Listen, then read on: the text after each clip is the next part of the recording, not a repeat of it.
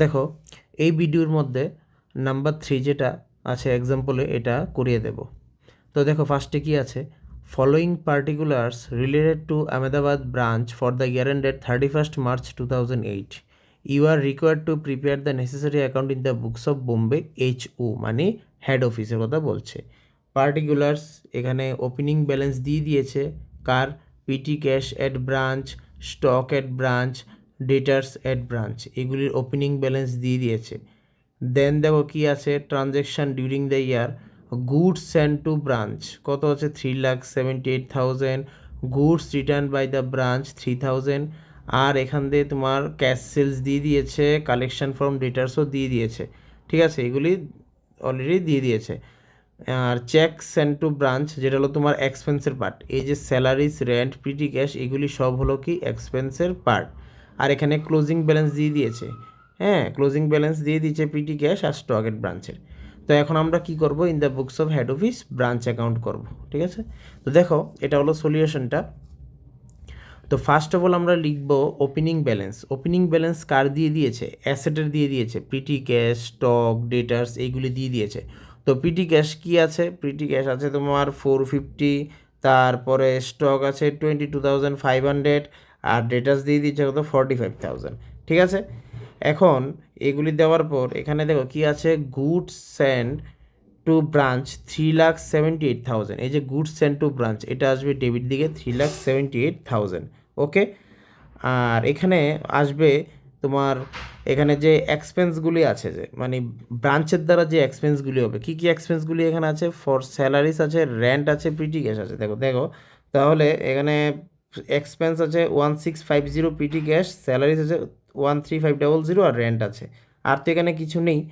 এবার আমাদের ডেবিট দিক কমপ্লিট, এবার আমরা ক্রেডিট দিকে যাব। তো ক্রেডিট দিয়ে গিয়ে ফার্স্ট অফ অল আমরা বসাবো এখানে ক্রেডিট সেল আছে কত 90,000 আছে ক্রেডিট সেল। আর এখানে কালেকশন ফ্রম ডেটার্স কত 3,15,000, ওইটা বসালাম 90,000, 3,15,000, দুইটা মিলে 4,05,000। আর গুডস সেন্ড টু ব্রাঞ্চ যেটা রিটার্ন, রিটার্ন এখানে কত আছে দেখো, রিটার্ন এখানে আছে 3,000, গুডস রিটার্ন বাই ব্রাঞ্চ এখানে রিটার্ন আছে তোমার 3,000, এই 3,000 এখানে বসালাম। আর এখানে দেখো সিডি ব্যালেন্স আছে, সিডি ব্যালেন্স কী কী আছে, পিটি ক্যাশ আর স্টক দিয়ে দিয়েছে। কিন্তু এখানে ক্লোজিং ব্যালেন্সের মধ্যে কোশ্চেনটা আমাদের কী মিসিং আছে বলো তো, এখানে মিসিং কি আছে, মিসিং একটা জিনিসই আছে, যেহেতু আমাদের ডেটার্স দিয়ে দেওয়া আছে এখানে, এখানে তো একটা ডেটার্স দিয়ে দিয়েছিল, কোথায় জানি ডেটার্সটা ছিল, এই যে এটা কালেকশন ফ্রম ডেটার্স, কিন্তু ক্লোজিংয়ে কিন্তু ডেটার্স নেই। যেহেতু ক্লোজিংয়ে ডেটার্স নেই, আমাদের কী করতে হবে, মেমোরেন্ডাম ডেটার্স অ্যাকাউন্ট করতে হবে। যখনই স্টক বা ডেটার্সের ওপেনিং দেওয়া থাকবে, ক্লোজিং দেওয়া থাকবে না, বা ক্লোজিং দেওয়া আছে ওপেনিং দেওয়া নেই, তখনই কিন্তু আমাদের মেমোরেন্ডাম ডেটার্স অ্যাকাউন্ট করতে হবে। তো দেখো মেমোরেন্ডাম ডেটার্স অ্যাকাউন্টের মধ্যে প্রথমে টু ব্যালেন্স বিডি বসিয়েছি। টু ব্যালেন্স বিডি মানে কোনটা, ডেটার্সের যে ওপেনিং ব্যালেন্সটা আছে এখানে, না ডেটার্সে তো ওপেনিং ব্যালেন্স দিয়ে দিয়েছে, হ্যাঁ 45,000 বসিয়েছি। আর এখানে বসাবো ক্রেডিট সেলটা, যেটা আমাদের ব্রাঞ্চ অ্যাকাউন্টের মধ্যে আনতে পারবো না।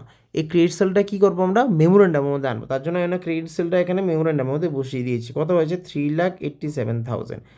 আর এখানে রিসিপ্টটা বসিয়েছি, যেটা কালেকশন ফর ডেটার্স 3,15,000, এখানে রিসিপ্টটা বসিয়েছি। তাহলে আমাদের সিডি ব্যালেন্সটা কি, সিডি ব্যালেন্সটা নেই, এটা আমরা বের হয়েছে, মানে 3,87,000 থেকে মাইনাস করতে হবে কত 3,15,000, 3,15,000 মাইনাস করতে হবে, মাইনাস করার পর যেটা থাকবে সেটা হলো আমাদের কি ব্যালেন্স সিডি, ওই 72,000টা হলো ব্যালেন্স সিডি। এটা ছিল নাম্বার 3 এর কোশ্চেনের আনসার, বোঝা গেল।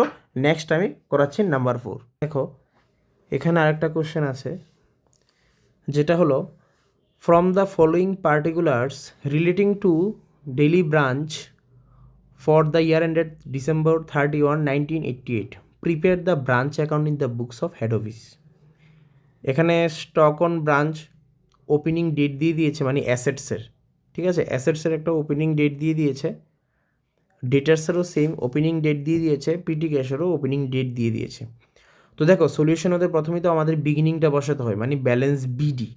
তো টু ব্যালেন্স বিডি হিসাবে এই তিনটা আইটেম আনলাম, যেটা একটা হলো স্টক, একটা হলো ডেটার্স, আর একটা হলো পিটি ক্যাশ। ঠিক আছে, দেন কি আসবে, গুডস সেন্ড টু ব্রাঞ্চ কত আছে 2,52,000।